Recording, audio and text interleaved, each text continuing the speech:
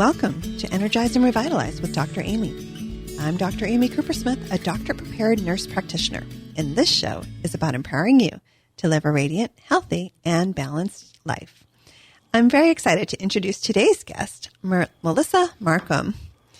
Melissa is a professional astrologer and founder of Melissa Markham Vibrational Astrology and Vibrational Vitality.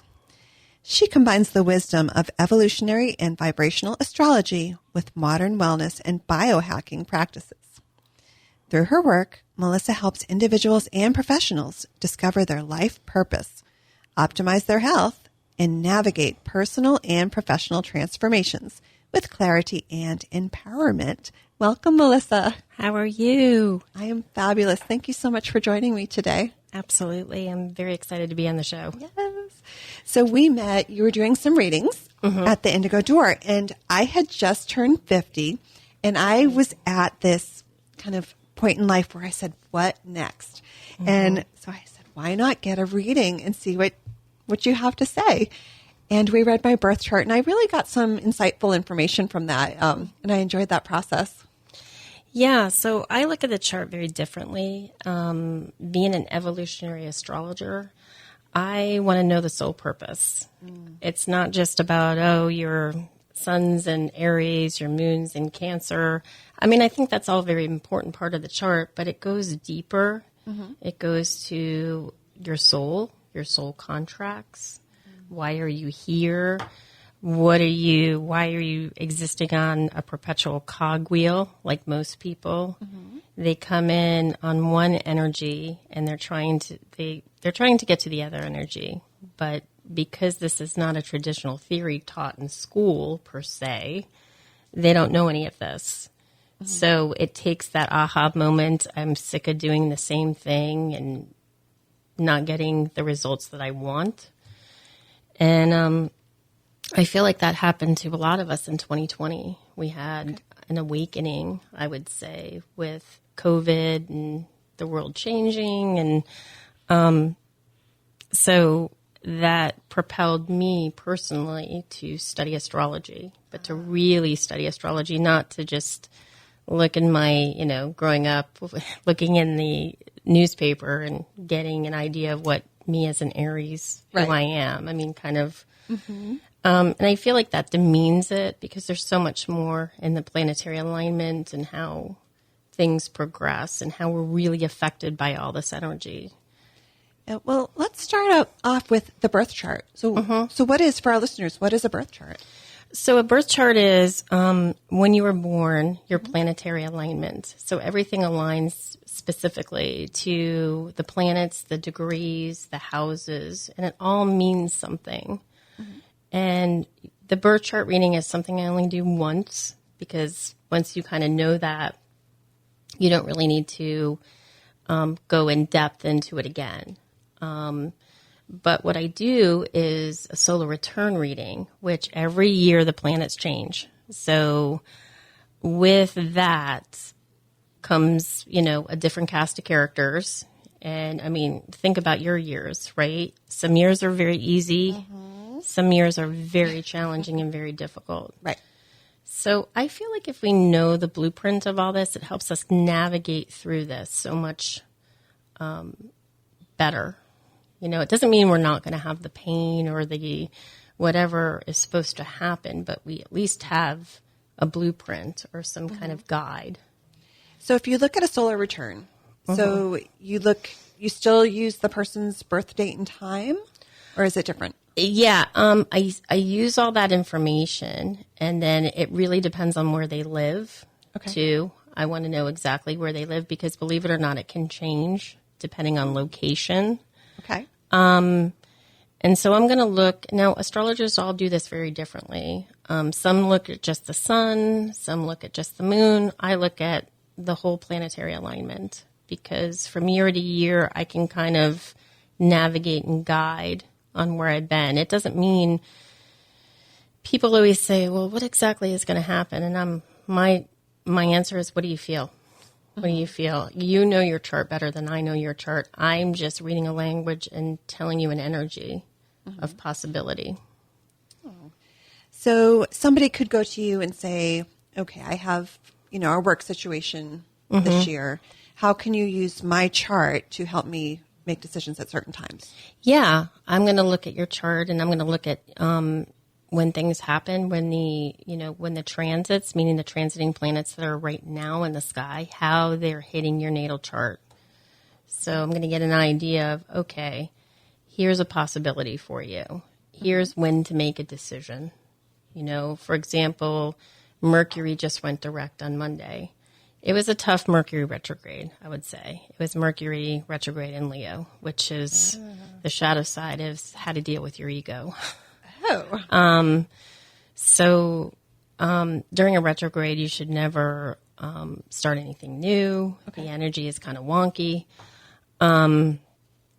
And you should plan to do things around new moons rather than full moons. New moons are new beginnings. Full moons are closures of things. Okay.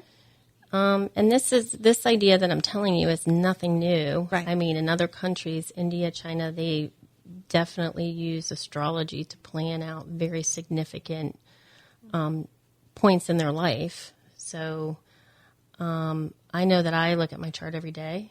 I look at what's going on in the sky every day. We've had some interesting things happen this year. People always ask me, they're like, what the heck is going on this year? Yeah. Well, we have personal planets, which are Mercury, Venus, Mars. Then we have the generational planets, which are Saturn, Uranus, Neptune, and Pluto. So we had 2 generational planets change signs. And one of them, actually 3 generational planets change signs. And so when that happens, a lot of interesting things happen. It changes the course of a lot of things. One of the most significant things being Uranus. Uranus just went into Gemini in July. Now, it's called Uranus return. So it returns back to the chart of where it started about every 84 years. So what that means is significant. Uranus being the awakener. And in Gemini, it represents communication. You can kind of see where things are going in the United States of America, right? I mean, it's a lot of... we had this back, the last time we had this was during World War II. Before that, we had it in the Civil War, and before that, the American Revolution. So it's a time of big change in the country. Conflict, would you say? I would say conflict and big change. I would say we're moving into something else. And we have, the world itself has been in Pisces. So every 2,500 years, the Earth points to a different constellation. We have been in Pisces. We're moving into Aquarius. So when you think Pisces, where it started was Christ consciousness, energy. The polarity of that is religious fanaticism. Okay. So you can kind of see how this is turning. So would Aquarius be associated with more fanaticism? That's Pisces. Pisces is hierarchy and religion. Aquarius energy is collective energy. It's also about technology. It's friendships. It could be groups of people. That's why you're seeing a lot of activism happening. Right. So people say to me, well, is this going to be a war? Or it could be, yeah. But it's going to be very different. It's going to be using technology. Think of drones. Right. Think of things like that. It never works out the way you think it's going to work out. So it should be interesting to kind of see. Right. And see how what the planets are saying, how that translates to reality. It's the energy. It's the same energy. And so it follows a certain pattern. But it's always a different experience. Well, let's talk about Mercury retrograde for a minute, because people know that term. But when in my clinic where I was like, okay, nothing's working, the printers are down, what's Mercury doing? So explain what is Mercury retrograde and why does it just mess everything up? So it appears that the planet is going backwards. Okay. And what it is it happens 3 to 4 times every year because it takes only 88 days for Mercury to go around the sun. So it happens very quick. Right. It's one of those times that you just have to revisit and kind of review things. It's not a time to make vast decisions. Okay. And just give yourself plenty of extra time to do things, to travel with your computer. Like I said, this last one was a really tough one. So I was traveling a couple of weeks ago, and my flight was canceled at 4 a.m. on the way to the airport, and then it got canceled again. And you're like, man, I have bad travel karma. No, I mean, it's people always say, well, you can't help but always avoid things. You just have to give yourself plenty of extra time and know anything can happen. I mean, people say, well, I have to sign this contract. And I'm like, that's okay if it was all created before the retrograde. Things that happen that flow into the retrograde, that's life. Life happens. But if you can avoid things like that, or if you can delay things, that's always the best. And just that understanding. The understanding, yeah. I mean, some things I might avoid, maybe going out on a first date. Not going to go well. Maybe, it's just the communication can be, you could hear something that's not really there, or it could be skewed in some ways. I would say maybe a job interview, if at all possible, unless you're going for the 4th interview, and you're pretty secure on probably landing the job, but things like that, things that are major milestones, I would say kind of, if you can, just be careful. Yeah. And it's 3 weeks. I know that's a long time, but just kind of ride with it, ride the retrograde, so to speak. Give more time and understanding. For exactly. So earlier you mentioned generational planets versus personal planets. Are the generational planets more because they are on the outside and they have a longer orbit? Because they're longer, they take longer to go into different signs. Okay. For example, you have Saturn stays in a sign about 2.5 years. You have Uranus stays in a sign about 7, Neptune 14, and Pluto is about 20. Okay. So the United States in 2022 had its Pluto return. It was in the second house of money. Big things were going to happen. So Pluto represents death, destruction, and then transformation. And death could be death of a certain energy. It doesn't always mean a physical death. Right. And we're seeing that, right? We're seeing how things are breaking down, how business is changing, how government's changing. It was in Capricorn, which represents business and government. Now that it's in Aquarius, it's going to present a whole different dynamic.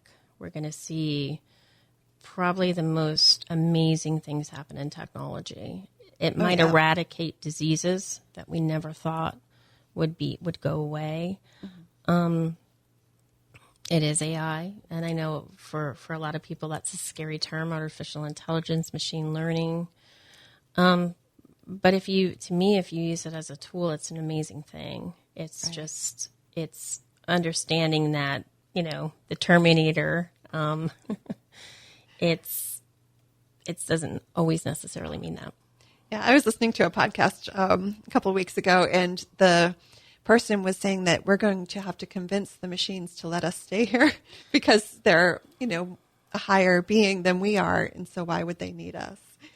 I think that's always kind of like a thing, but I think that there's always, I think the human being has a soul, and the computer doesn't have a soul. Right. And the soul lives on forever. The body is just a vessel. So it's the manifestation of what you think it's going to be and what people collectively think it's going to be. If it's inherently evil, it'll be inherently evil. If it's a useful tool, it'll be a useful tool. And it could be all of the above. It's just, I think that we as the people have more power than we think we do. I like that. I'm going to have you hold that thought. We're going to pause for a break from our sponsor. You're listening to Energize and Revitalize with Dr. Amy. Don't go anywhere. We'll be right back.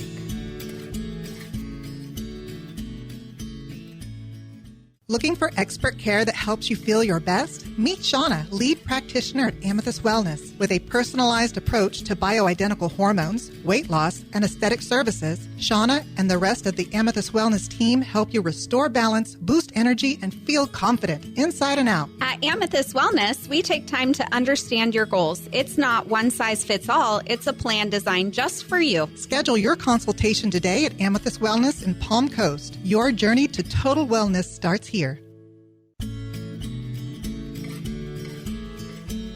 Welcome back to Energize and Revitalize with Dr. Amy. I'm Dr. Amy Cooper-Smith, and my guest today is Melissa Markham, vibrational astrologer. Before the break, we were talking about planetary alignments and Mercury retrograde and a little bit about the moon. Mm-hmm. So does the full moon really affect people? It really does. Yeah, and actually, the moon is such a weird kind of astrological, I wouldn't say it's a planet. It's just a weird dynamic. And there's so many different theories of why it does what it does. Mm-hmm. It does affect, I know for women, it affects their menstrual cycle. Mm-hmm. I think more women have babies. More women have babies. It represents mother in the chart. It's a very feminine energy. Mm-hmm. They say that more accidents in hospitals happen during a full moon, more emergencies. Mm-hmm. So it is very prominent in astrology, I would say. Yep. And in our clinic, we just get more phone calls. There seems to be more nurturing that needs to happen during those times. And it is, and when I look at the chart too, it is the fourth house is which represents the moon in the chart, in the Western chart. It represents home, family, and it is an unconscious house, 4, 8, and 12. So it's a water sign, and water is the strongest element, right? It can knock out anything. And if you look biologically, we were a water planet. The percentage of us made up of water is, I'm trying to think what it is offhand, but it's a lot. It's a lot, yeah. So it's pretty significant. So I would say, yeah, it does affect a lot. The moon itself affects a lot. I think it's always fascinating because we'll kind of be feeling this energy coming in. We're like, okay, where's the moon at? Like, we'll go look. Oh, yeah. Oh, yeah. And depending on what your moon sign is in, mine's in Cancer, so I can feel it. Like I can get kind of moody and I want to be alone. And, and it's moon represents the unconscious, where the sun is kind of the outer you. The moon is the inner you. Yeah, I think that's interesting. People have heard of their sun sign. For example, I'm a Leo, and you were... I'm an Aries. Aries. They were fellow fire signs. Yes. Yeah. And leaders and... right. Yeah. Right. So. We like to get stuff done. And what was your moon sign? Pisces. Okay. So Pisces moon likes to kind of go inward. Right. When you're alone, you like to be alone, and you like to, it's like close the doors. Introverted, extrovert. Yeah, omnivert. I think is the word. Yeah, I'm that too. Absolutely. Yeah, it's like you like to show yourself. The Leo likes to, the lion, but then you like to. Absolutely. Yeah. Which is really neat to, for self-reflection, to say, okay, that explains why this part of my personality exists. Right. And I would say probably with a moon sign in Pisces, sometimes depending on where it is in your chart, and I know I did your chart, but I have to have it in front of me, but you could probably have an amazing dreams. I actually will journal my dreams in the morning, and my husband comes out and he says, "You dream every night?" I said, "You don't?" And so, oh yeah, you could go that's a special time for you, a special place for you.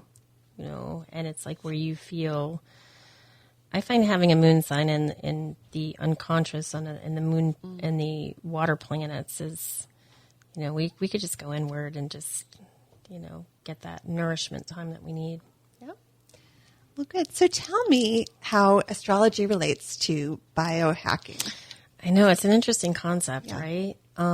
So about a year ago, I met somebody who turned out to be my partner. We're getting married and everything, but anyway, congratulations. Yeah, thank you. Wonderful. So he was a biohacker, and I was like, well, what is biohacking? What does that mean? And it's really biohacking your body, getting your body to the optimal performance, what it should be. But because of genetics, we get half our DNA from our mom, half from our dad, because of the food that we eat, which is not so good, right? Yep. Our soil is depleted and all of that. Environments, nourishment. we're losing all of that. So it's really about supplementation and doing things like grounding is really big. Grounding, red light therapy, cold plunge. I know that I've worked up to taking about a 3-minute cold shower, which I could never do that. I mean, it took me about 3 months to be able to do it. But it shocks the cold shock proteins in our system, and it's almost like a fight or flight type energy. And it's great for getting up. It's better than a cup of coffee or even some tea because it's like it awakens you. It's anti-inflammatory. All of that. So he said, me being an astrologer, why don't we mix it with astrology? Because if we can get our body to be at the performance that we want it to be, and we follow our chart, oh my gosh, can you imagine how great we would feel? And I started doing that. And I want to tell you that it's probably the most challenging thing I've done, but the best thing that I've done, because I really started to understand how my body works, what I'm eating. I started doing strength training, lifting. I lift like 130 pounds now, which it's amazing. I always thought of myself as a weakling. But I feel better overall. And I think as I'm 56, as I get older, we have bone mass depletion, right? So important to lift heavy things to stay healthy. Exactly. Yeah. And I was doing the normal things, what I thought was normal, and I'm not saying that these are bad things, but a lot of cardio, and they helped me, but I wasn't changing my body. So how did you use the information in your chart to make that decision to change things up? So I started to put the chart together based on where I saw my abnormalities in my chart, as far as I looked at, for example, the 6th house. The 6th house is house of health. I looked at my ascendant. My ascendant is what I'm trying to ascend to. The 8th house, house of surgeries, house of women's, female reproductive. House, 12th house, which is the karmic house. And I started to create charts like this. And I'm like, here's what I need to work at, when I'm feeling sluggish. Let's say I'm having a transit, with Neptune. And it's like, how do I get myself kind of out of this funk? Yeah. Or I'm having a moon transit. What can I do? These are things, hey, maybe I need to journal. Maybe I need to do some cold plunge. Maybe I need to, up this, up that, whatever that is. And the supplementations, things like NAD, glutathione, methylene blue, it's amazing what they do. It's like I don't have that crazy, I got to get up at 4 a.m. and solve the world's problems anymore. It's like, nope. You feel like emotionally it helped ground you? Emotionally, it helped ground me, too. And doing little things like if I wanted to sleep and, oh, my gosh, my body's getting up.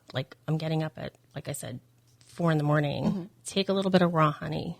Maybe I need to feed that part, and, my glycemic intake is low. So I need to kind of I need a little bit of that sugar to stay asleep instead of the body saying, okay, where is this? Where, you know.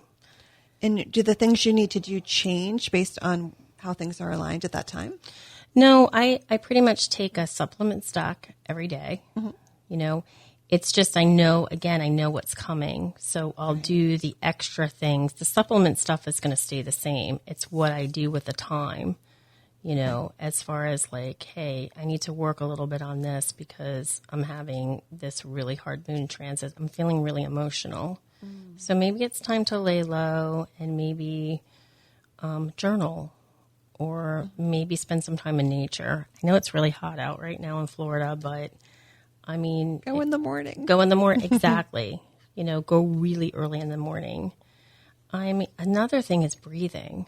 Yes. That is so important, and I fought it for so long. And it's like, I do 10 of the most obnoxious breaths in the world. And I do it 3 times, and it's amazing. I'm blowing out all that old carbon dioxide, and I'm feeling so much better. I'm feeling like, okay, I can, let's bring this day on, kind of thing. Awesome. Well, this was really fascinating, and there's so much more to talk about. So we'll have to do this again sometime. Absolutely. But meanwhile, how can our listeners get in touch with you if they want to learn more or have a reading? Absolutely. So I have 2 websites. Okay. I have my first is under Melissa is mmastrovibes.com. And then to get a hold of me, it's Melissa Markham at mmastrovibes.com. And then I have Vibe Vital, which is vibrationvitality.com. Vibe Vital. So, and if it's just confusing of all that, you can always Google Melissa Markham, vibrational astrology. Find you that way. Yep, exactly. Great. Well, thank you again for joining me today. Thank you, Amy. And thanks to our listeners for tuning in to Energize and Revitalize with Dr. Amy. If there are topics you would like to hear more about, please send an email to radiantpodcast2025@gmail.com. Check out past episodes on Amethyst Wellness YouTube. And we are now featured on Apple Podcasts and all your favorite platforms. Please subscribe and leave a 5-star review with a quick comment. It really helps us reach more listeners just like you. I'll be back next Saturday morning at 7:30 with more expert insights and practical strategies to help you live your healthiest, most energized life. Until then, stay healthy, and here's to your best life.